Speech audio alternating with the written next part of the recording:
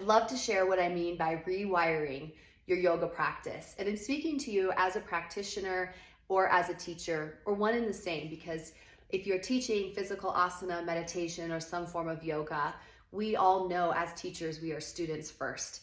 And so much of what we experience in our own practice allows us to transform as teachers.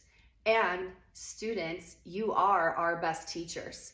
So this is an opportunity to just pause and think about how you are showing up for your practice and how your practice is showing up for you.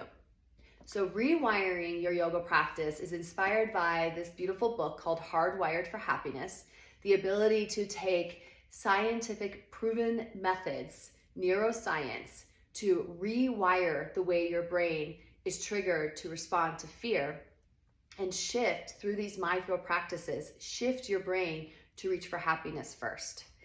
What is so beautiful about the Rewire program is the ability to take these 9 practices outlined in the sunflower model and actually shift them into a behavior change. With the 9 practices, what is so beautiful about the Rewire program is the ability to take these 9 practices outlined in the sunflower model and actually shift them into a behavior change. With the 9 practices, to me, this was a way to bridge taking my yoga practice off the mat as a teacher and as a student.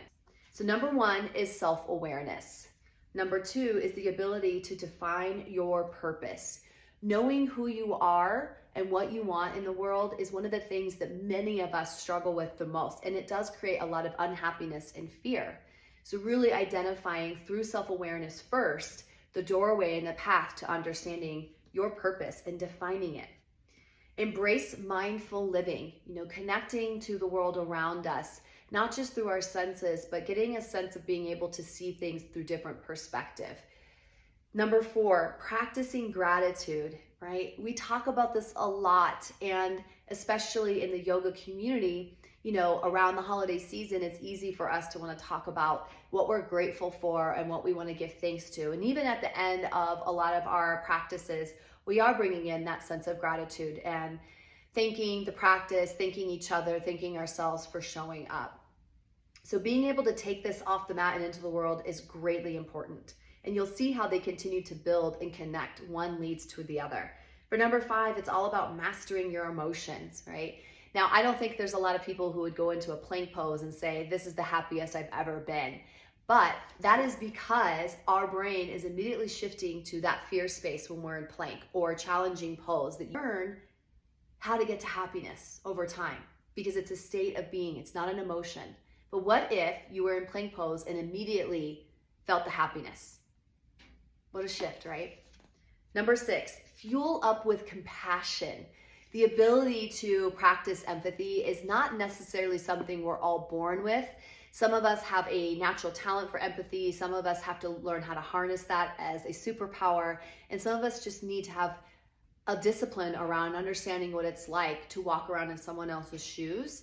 And maybe instead of reacting with fear, reacting with discouragement, reacting with something that makes us feel negative about that person, it's shifting to the kindness. It's shifting to, let me try to understand this person's experience before I judge it. Moving into number 7, invest in your well-being. I once heard a teacher say to me, the most important thing in the world is your health. The most important thing is health. A lot of us are going to grab for something else as the most important thing. Love, friendship, relationships, kindness, right? But if you are not feeling well within your being, within your body and your mind, it is very challenging to go out in the world and do great things, to be of service to others. So putting your well-being first and foremost and filling up your cup so that you're not pouring from an empty cup is vitally important. And again, it continues to shift us from fear to happiness. Number 8 is building community. We may not always know each other, but we are sharing a very intimate, vulnerable, and powerful experience together. So I challenge you to rewire your thinking a little bit and recognize that when you sign on to a class online, you are connecting to a community of people all over who are sharing an experience with you and maybe walking around with a similar experience off the mat. And then in the yoga studio, we look around the room and we think, I'm in this room with strangers, but these are your people. So lift that veil of illusion and allow yourself to see this beautiful community that you are a part of. Following community connection is number 9, which is living intentionally. This one is bringing everything full circle from your first step in the center of the sunflower, self-awareness, all the way through to living intentionally, living with purpose, understanding that there is meaning behind your choices, there's meaning behind your actions, and there is a reason that you're choosing to be a part of the things that you're saying yes to, or choosing to not be a part of certain things.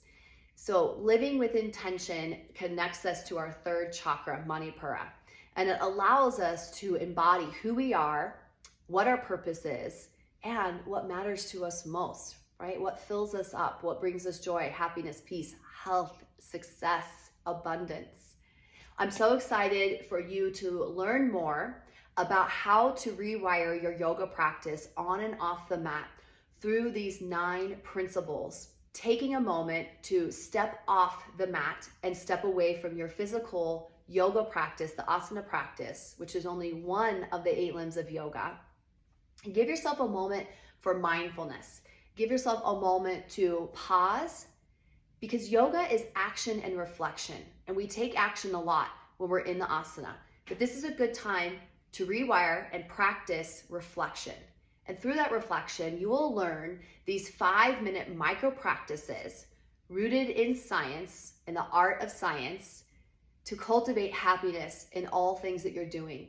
When you rewire yourself into your practice, you will rewire your practice to show up for you off the mat as a teacher and as a student.